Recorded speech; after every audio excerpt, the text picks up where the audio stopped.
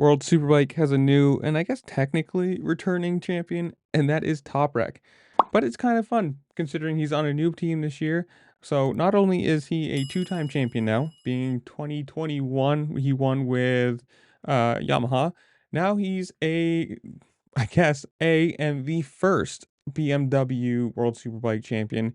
So for him, this has got to be cool. I mean, for the team, for him, for everyone around him supporting it, and obviously the gold helmet and the gold suit is pretty cool with the super burnout. But to go to a team like obviously been on Yamaha for a few years, and then to move to a different team and in the first year look immediately competitive, which I always thought he was going to. He's an incredible talent, and you got to say Yamaha is probably kicking themselves for losing him. Like, yes, Jonathan Ray is absolutely amazing, one of the best superbike riders of all time, but at the moment, Toprak is top of the class, right up there with who? Somebody in the comment below. Tell me what the BMW, not the BMW, the Ducati, Alvaro Batista. There it is.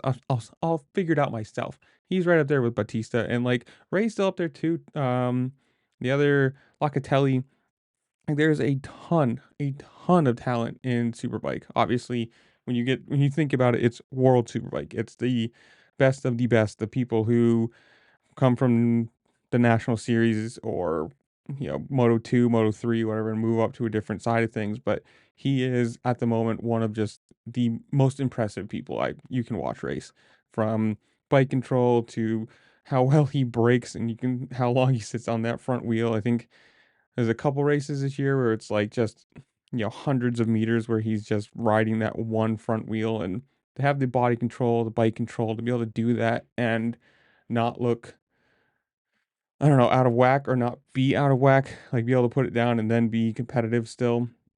I like Superbike. I think it's probably I like Superbike more than I do MotoGP at the moment because all these bikes are different. You can tell the R1s compared to the Ducatis, everything has its own um riding style, strengths, weaknesses. You still have the single-sided swing arms on the Ducati, and it's cool that these bikes are, I don't wanna say what you can buy off the showroom floor, because obviously they have some special bits and bobs, but, like, for the most part, this is pretty close to what you could go buy, and, if you wanted an M1000 double R, you could buy that bike, take it to the track, and be obviously nowhere near his speed or his talent, but be pretty close to the same package.